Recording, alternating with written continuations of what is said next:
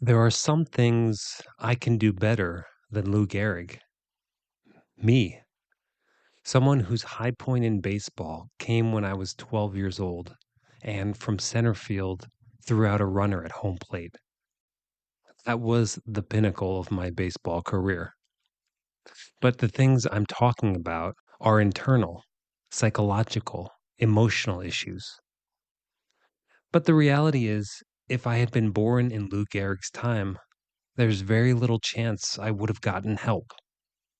There wouldn't have been resources available. I wouldn't have been able to stop the negative voices, the self attack. I wouldn't have been able to celebrate good things, to be in the moment. Because of the time in which he lived, Lou Gehrig simply did not have many options in this area of his life. And that's what tonight's episode is all about. Comparing the life and times of Lou Gehrig with the life and times of Cal Ripken Jr. to see what each man had available and what each man's world was lacking.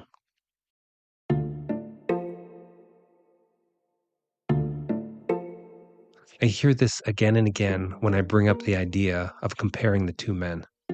You can't. It's impossible. It's not even comparing apples and oranges.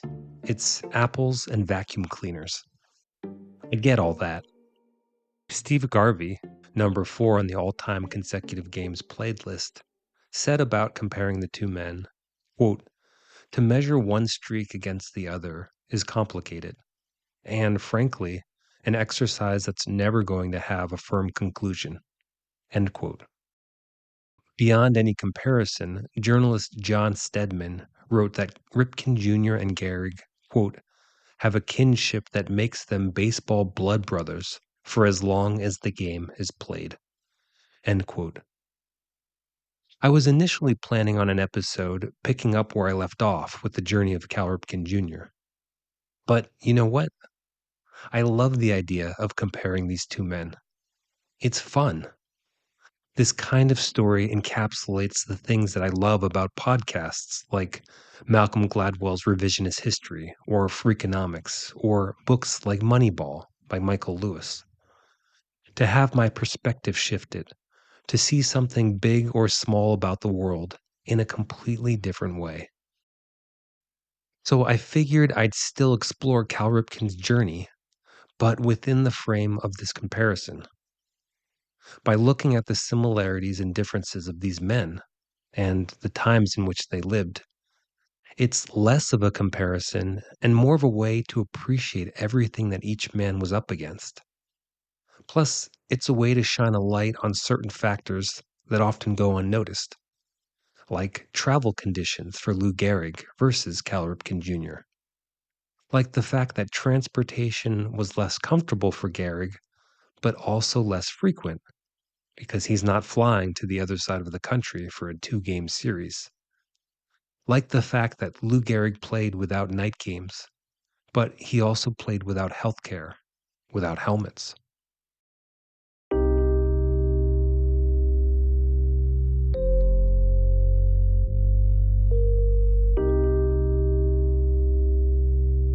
Another reason I'm doing this stems from a conversation I had with Cal Ripken Jr.'s public relations guy, John Maroon. You can find the full interview on my Patreon page. But I'm supposed to speak to Cal Ripken Jr., and of course, I want to ask him about Lou Gehrig. Well, maybe don't do that, John Maroon told me. He said this was a sore spot for Ripken Jr., that Ripken Jr. didn't like being compared to Gehrig because he considered Gehrig out of his league. He considered him so far ahead in many accomplishments that for Ripken, just being mentioned alongside this baseball Goliath was a no-no. Well, the more I researched the two men, the more I learned about the different factors in their lives, the more I started to change my mind. And I'm curious, by the end of this episode, what you'll think. Lou Gehrig and Cal Ripken Jr. Where did they come from? Where did they go? and what was available to help or hurt them along the way. Tonight, legacy in only 2,131 steps.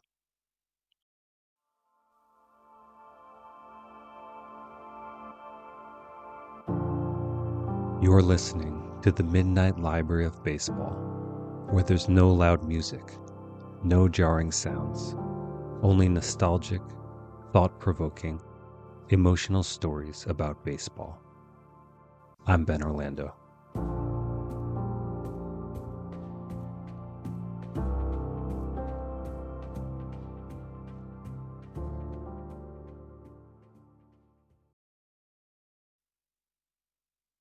As I compare Lou Gehrig and Cal Ripken Jr., I want to compare them in two ways.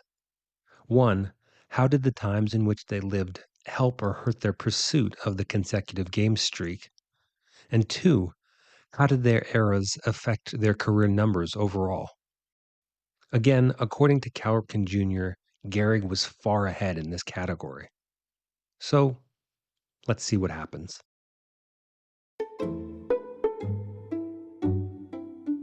Let's start with a fun one, at least for me. In his book, The Streak, John Eisenberg highlights this factor that may seem trivial compared to other factors, but it really could have made an enormous difference. I'm talking about playing surfaces. And for any fan or casual observer, you might say, yeah, I could see that. But for anyone who's played on grass and artificial turf, you know what a huge difference it is.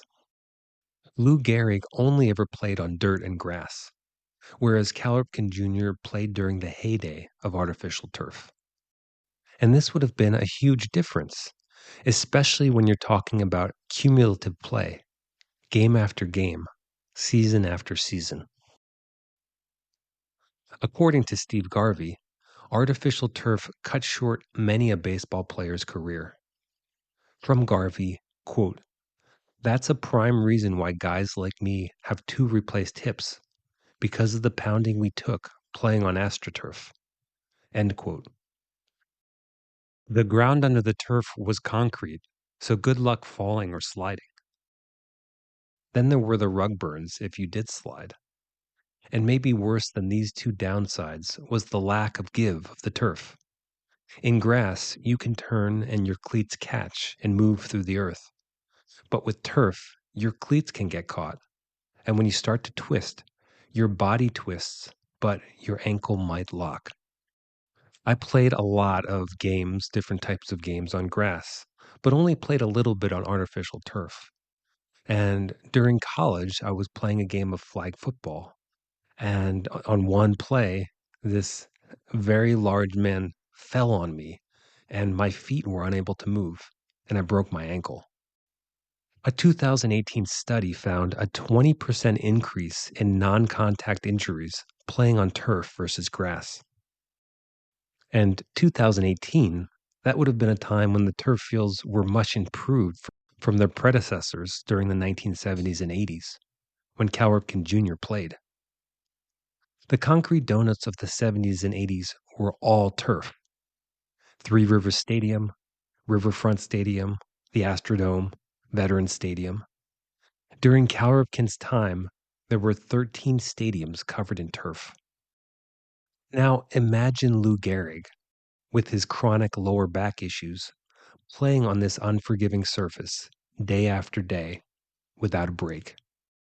Now, there's another danger of artificial turf that I wasn't expecting until I came across multiple articles on the topic. Apparently, the turf used in sports stadiums and complexes contained dozens of cancer causing chemicals, and this would have been especially bad in those original fields, in the concrete donuts.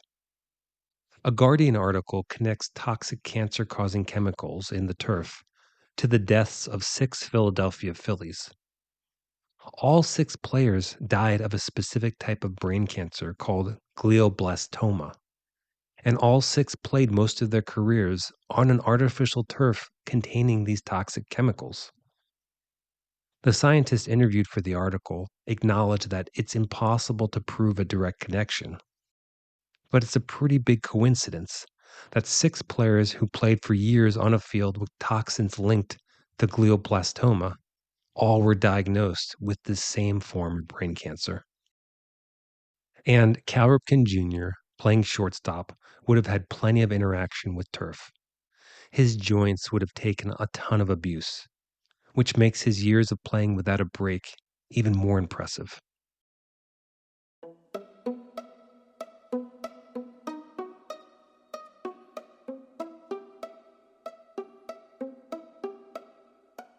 The second factor we'll look at is salary and free agency. We know from the previous episode that Gehrig let the Yankees steamroll him. In 1925, Gehrig would have made, adjusted for inflation, around $66,000. In 1926 and 27, he made around $140,000. By 1931, he would have been making $500,000, topping out at $850,000 in 1938. Now, this is a good chunk of change, but when we look at Cal Ripken Jr., adjusted for inflation, he made over $600,000 his rookie year in 1982 and was making $2.3 million 3 years later. Now, other than the self-esteem effect of not getting paid what you're worth, I don't know if the money here would make a difference, especially after the first few seasons.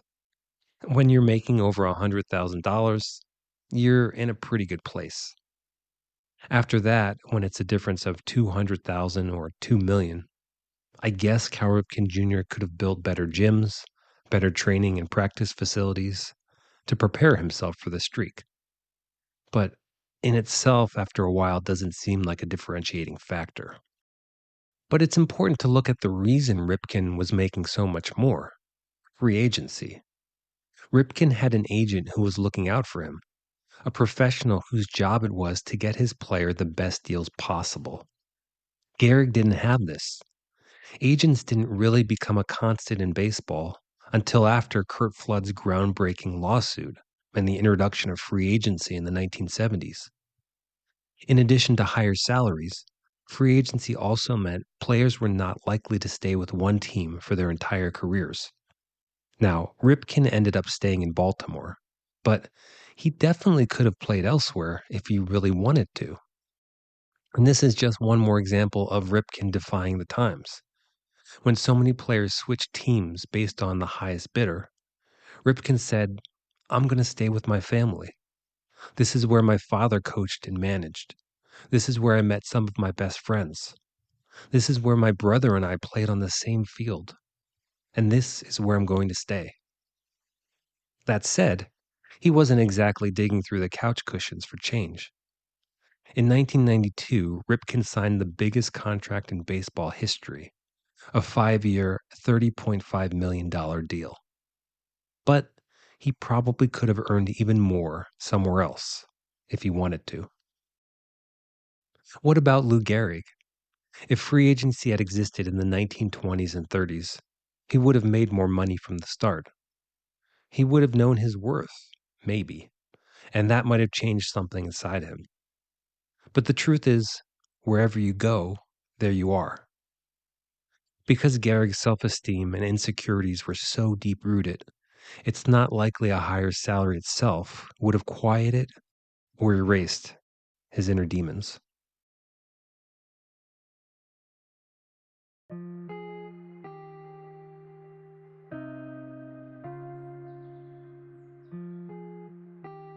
If you like the show and crave more content, you can become a Patreon member, where you'll have access to additional audio episodes, video interviews, and other articles and images linked to the show. This week, you can find the latest Extra Innings episode and the incredible story of Miguel Tejada, who found himself in 5th place on the list of all-time consecutive game streaks when his ended fairly recently in 2007. Also, the man no one is talking about, Atlanta Braves' Matt Olson, whose active consecutive game streak puts him over 700, And he just passed Ernie Banks for 15th all time. And if he continues without a break to the end of the season, he'll pass Richie Ashburn, Dale Murphy, and Pete Rose for 12th all time. Go to Patreon/Midnight Library of Baseball. And since this is a one-man production, every bit of support helps. You can donate at midnightlibraryofbaseball.com, and you can add reviews on iTunes and Spotify. Okay, back to the show.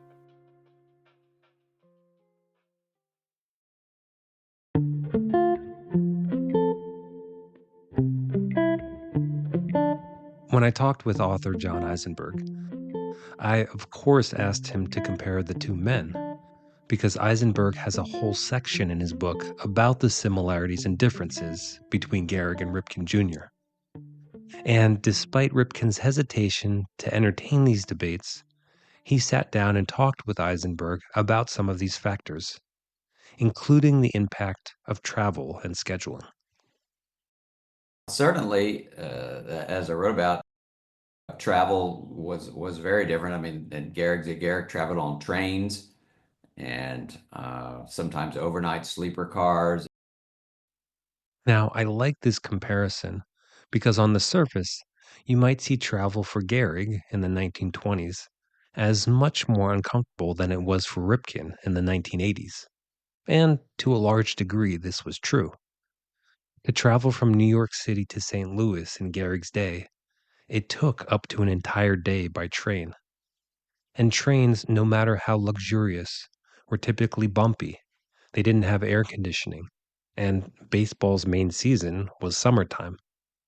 Plus, the trains at this time were powered by coal. In my research, I found this transcript from a recording made in the 1960s. And on the recording, there's this old man recounting his trips on trains at the turn of the century. Quote, "You'd get on a train with the old wicker seats, and they were burning coal.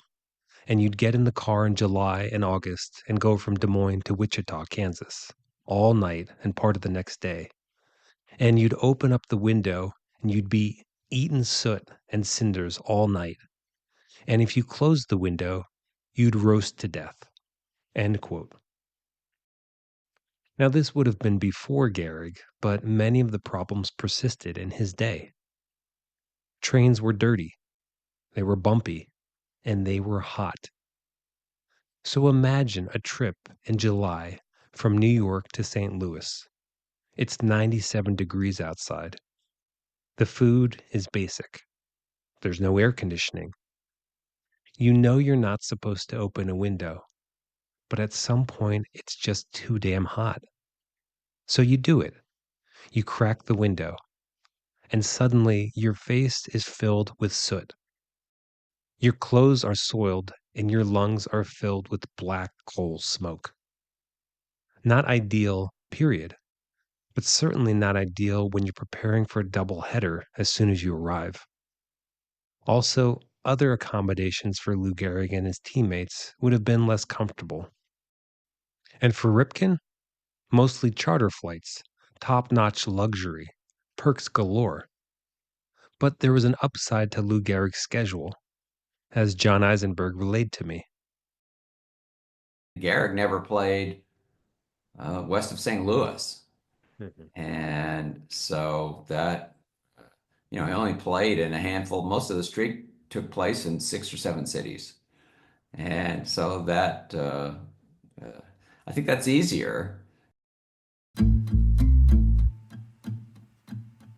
Lou Gehrig simply didn't travel as much as Ripken, and when he did, his travel was confined to the East Coast.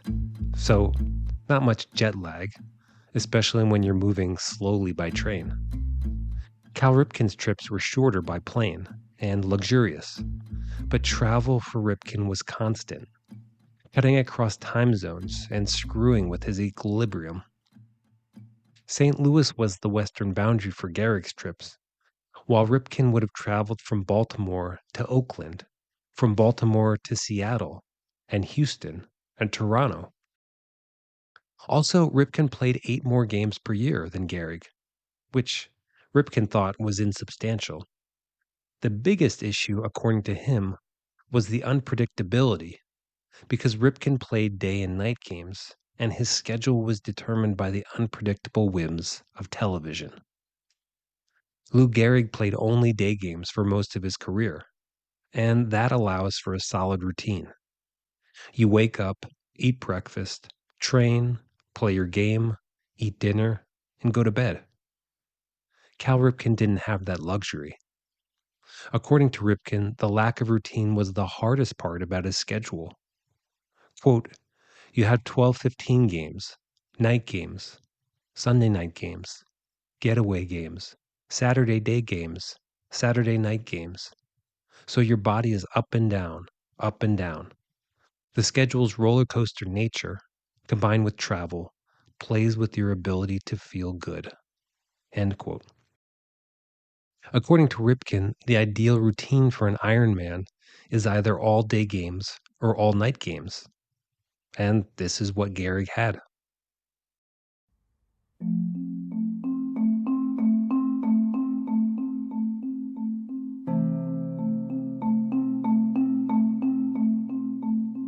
As we continue to look at these factors, there are going to be overlaps. And this is true with our next factor, the media, which overlaps with travel.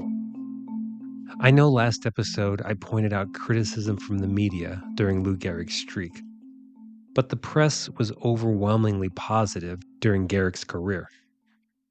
One reason was the time, the culture. There was more civility in many cases. But another reason was that the ball clubs and the press were intimately connected because of travel.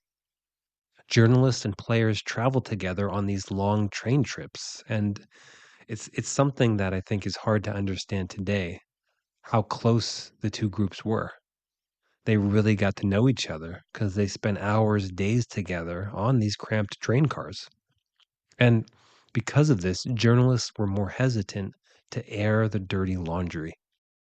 Plus, they were less likely to mention Babe Ruth up until 2 a.m. drinking and playing cards because those same journalists were likely to have been drinking and playing cards right next to him. There still was pressure for Gehrig in the years leading up to the end of his streak, but it wouldn't have been anywhere close to what Ripken experienced. By the 1980s, there was much more distance between journalists and ballplayers, and much less restraint when it came to feedback. And one man who knew firsthand what Ripken experienced was his public relations man, John Maroon, who I recently spoke with for this episode.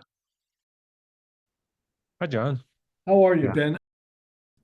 Good, good. Always a fun time of year, right? Yes. John Maroon was the man behind all media and public relations during Ripken's streak and the lead up to breaking Gehrig's record. Today, years later, Maroon still works with Ripken, and the two are good friends. Yeah. Well, I'm trying to think now. In '95, was the 24-hour news cycle happening or not? Just getting started. So Yeah. sports radio was starting to tick off. So you started to have a few different stations pack up. You didn't have a 24-hour news cycle, but you definitely had more. Cable news was just bursting onto the scene a little bit more. So it was right in the precipice of that. That was starting to evolve between like late 90s, early 2000s. Yeah. Mhm. In 95 when he broke the consecutive games record, you look at any pictures of that crowd when he's doing his lap and everyone's just watching. And everyone's like, they might have their old digital camera or whatever, not digital, or their old like box disposable camera. But most people are watching and they're like taking it all in. It would be all about live, tweeting and going, get your Instagram reel and all that kind of stuff, which is fine. It's a great way. It's a great thing in so many ways, but it would diminish it a little bit. It lives in such a there'd be people criticizing Ripken, he's holding up the game, like there'd be all that nonsense that we didn't have back then. And as I get older, I look back and I appreciate that more. And I don't think moments like that would be remembered as elegantly as they are if we were in today's universe.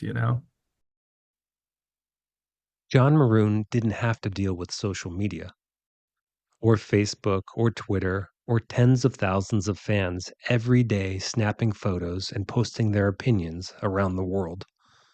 But he and Ripken Jr. did have to deal with a lot more media spread over different platforms. There was a channel, ESPN, devoted to nothing but sports. So not only was the microscope stronger and larger and constant for Ripken, but the entire flavor of that coverage had shifted from where it had been in Gehrig's time. It was in many ways more negative, more cutting. According to Eisenberg, quote, coverage was more questioning and at times sarcastic. Though Ripken became accustomed to hearing he needed a day off and was selfish to keep going, it created a mosquito-like buzz in his ear that he could not swat away. End quote. And one thing that added to the criticism from the press, from other players, and from fans was a series of slumps that Ripken faced throughout his career. Slumps that Gehrig rarely faced. In 1987, Ripken's average continued to drop, and the media criticized him for his reluctance to take a break. At this point in 1987, not only did Ripken have a consecutive game streak going, but he had a consecutive inning streak that is probably more impressive than the game streak. We'll talk more about this later, but at this time in 1987, when Cal Ripken is slumping, his father, Cal Ripken Sr., was the Orioles manager, which is crazy. And he was witnessing his son's struggle. From Ripken Sr., quote, I had been watching Cal closely for 2 weeks in the locker room, and the poor guy could barely get dressed. He was having to hurry to get on the field because he was being hounded by the media so much. I said to myself, it's time to give the guy a break. End quote. So in the bottom of the 7th, Ripken Sr. asked his son, what do you think about taking an inning off?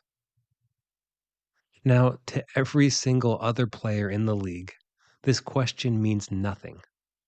What do you think about taking an inning off? Big deal, right? But at this point in 1987, Ripken Jr. had played in 8,264 innings straight, which is mind-boggling. But considering this ludicrous consecutive innings streak and what was at stake, Ripken Jr. simply responded to his father's question with, okay. And to make this moment even more heartbreaking, not only was Cal Ripken's father present, but his brother Billy Ripken was also on the Orioles at this time. And it was a habit when Cal Ripken was stranded on base for Billy to jog out to the field with his glove. And this is what happened here. Ripken Jr. was stranded on base, and Billy jogged out with his glove. But Cal Ripken shook his head. He told his brother, that's all right, and walked back to the dugout. From Cal Ripken Jr., quote, the look on Billy's face was total disbelief, just complete shock, almost like time had stopped or something, end quote. And seeing his brother close to tears, Cal Ripken Jr. almost started crying himself, because his brother Billy knew it was on the line. Ripken Jr. didn't make a big deal of things, but this was history for a family intimately familiar with the lore of the game. This was special, but in this moment, Cal Ripken Jr. respected the decision of his father. And a major reason for his burnout was the relentless pressure and criticism from the media. And it would get worse as he grew closer to Gehrig's record. But John Maroon, his PR guy, came up with a solution. So I brought him this idea. I'm like, hey, first day into every city, we should have a press conference. You should talk about the streak. And then we'll tell the media that's the only day you're going to talk about the streak. The next few games, if you do something in the game, you'll talk about that. But the streak talk is for this one time. Originally, he was skeptical about that. So I said, let's try it out in Minnesota. It's first road trip of the year, smaller market. See how it goes. Like, okay. And then he would give one-on-ones to the team that we were visiting, their radio TV rights holders, and then he would do a group interview with everybody else. And it was a scene. But he also realized it gave him peace because the next couple of nights, media was not asking him about the streak. It would just be about the game. So it helped him kind of focus on that. We would do that in every city. And it's funny, Ben, the one thing I learned about Cal, that's kind of early on, I learned he hates surprises. Like if it was, because I remember one time early on, I had the list and he goes, okay, let's roll. And he'd be awesome. And a guy from ESPN radio showed up and I just kind of squeezed him in. And he looked at me and he goes, dude, he goes, that ain't on the list. I ain't doing it. Like, that's it. And I'm like, you got it. So he's very regimented. He just helps him focus. The fact that Cal Ripken Jr. hated surprises became a real problem when it came to an extension of the media, the fans. At this time, there was far less accessibility for fans than in Lou Gehrig's time, but they still managed to trespass a player's bubble of privacy. From John Eisenberg, quote, "The interest in him and his streak had grown so intense that on the road he stayed under an assumed name at the team hotel and was besieged for autographs in the lobby. Zealous fans even chased him on taxi rides to and from games, hoping to obtain his signature when he jumped out." End quote. So this was Ripken's life, which he was able to handle so far, until things escalated. One night at a hotel, thinking himself safe, Ripken left his room to get some ice, when suddenly two excited fans jumped out from behind the ice machine and asked for an autograph. Now, for a man who was already wound tight, I can imagine the stress this moment would have caused him. And this was the last straw. Ripken asked his teammates if they would mind him staying in a different hotel, and they said no. So that's what he did. He began staying at different hotels from his team on road trips, still under assumed names. And he started taking limos with tinted windows to the game. When Ripken continued to slump, the media went after him, with Washington Post columnist Tony Kornheiser writing, quote, "What's the excuse this year? The limo was late?" End quote.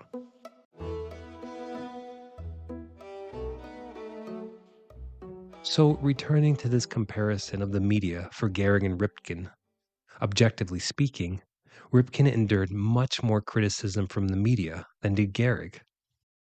And it would have been more frequent, coming from more places. And because he was following in Gehrig's footsteps, he also endured the continued comparisons and the continued escalation, the increased madness by media and fans as he crept closer and closer to 2,131.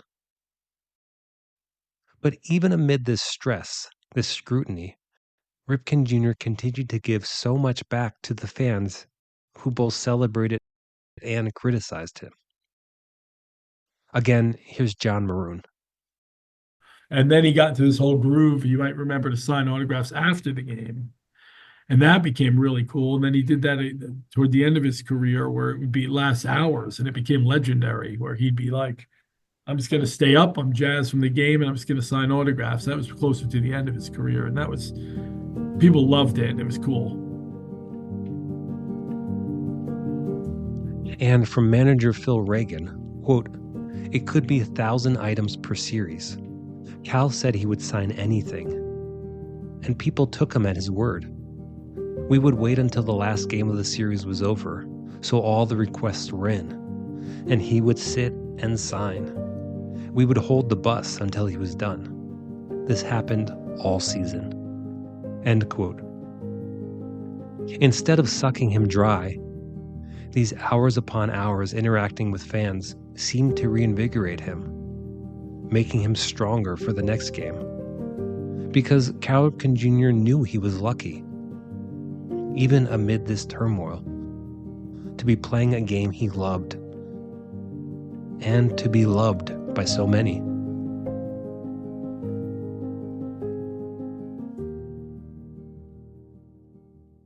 We'll conclude this series next week by diving into the last and possibly most revealing factors in the Gehrig versus Ripken comparison, including one surprising twist that could reshape your entire opinion on Gehrig and Ripken and where they stand in history.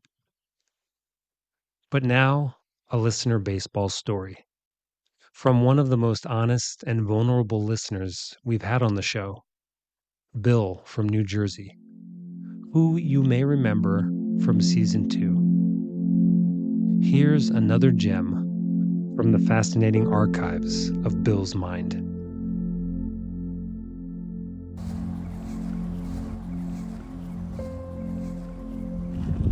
So I'm at Ginty Field in Morristown, New Jersey, and I'm walking across the infield dirt to a spot at second base where I once played, maybe 3 games for the Morristown American Legion post-59 team. So standing at second base and imagining what I felt like back then, it was a championship game. So early on in the game, I took a ground ball. It was pretty well hit to second base, and I'm not sure what happened in the next split second in my head, but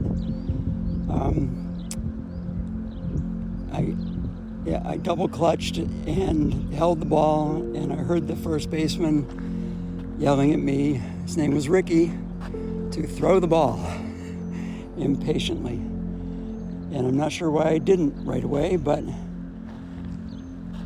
I finally cocked my arm and threw the ball. Maybe the way I'm looking at it now, 20 feet, maybe 25 feet. And it was a bad throw. It was a lob toss. It almost went over Ricky's head, but he was able to jump up and grab it and come down quickly enough on the base for the out. But it was close. And I was a little disconcerted. He yelled from first base again and said, "Next time, throw the ball." And he was right. It's a play, it's a throw that I'd made in Little League numerous times, but in that one game, with that one errant throw, I knew something was going to change. I just wasn't sure what. I didn't really know what that bad throw was going to turn into. I didn't realize it until after having it happen again and again and again. I didn't learn until I heard about Steve Blass. I can't remember what year it was that he pitched, but how he came down with a case of what they called the yips. And then I realized that that is how I was afflicted, especially when there was a crowd watching, a small crowd nevertheless, but a crowd, where I would kind of seize up and make a bad throw, like a really bad throw. Now that I am watching a baseball game, whether it's a Little League game or a high school game, college, Major League, I always flinch when I see a fielder make a bad throw and wonder if that's going to be the start of his or her yips, and just pray sincerely that it's not. I was about 35 years old, and well aware of the yips. When I was in therapy for depression, it was a long-standing difficulty for me in my teenage and young adulthood. and well into my 30s. But in therapy, I learned that I was a perfectionist for a reason, that I didn't want to disappoint anybody. It was always imperative for me, almost a matter of life and death, to perform perfectly when people were counting on me. And it was a problem because, of course, nobody's perfect, and there was no way I could ever reach that pinnacle for myself. And I didn't give myself any leeway. So it occurred to me, after listening to the podcast about Rick Ankiel and the Yips, that if I had really been paying attention enough and pursued therapy back when I made that bad throw, I might have been able to figure out what was going on in my head much earlier. It's easy to talk about now as a 72-year-old, but I didn't realize that there was a reason behind my yips, and that it was very legitimate and very deep-seated. It occurs to me that the way I attacked baseball, or the way baseball presented itself to me, could have taught me a lot about who I was and why I did what I did, and when I succeeded on the field, and why I failed on the field. In any event, it's good to be back at my old Little League field. I'm going to leave in a moment, but I'll take some pictures first, standing behind home plate, looking out on the field where I used to dream about being a New York Yankees second baseman. And of course, hitting that game-winning home run in the bottom of the ninth. It's not. That's all. Heading home.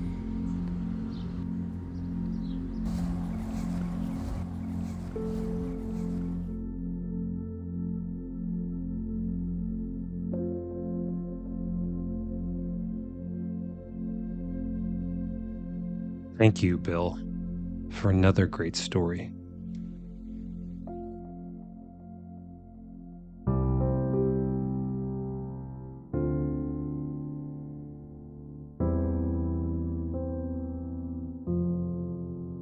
The final part of this series coming next week. The show is produced and edited by me, Ben Orlando. Music by Sergi Papkin and Ashot Danielian at Pixabay. Good night.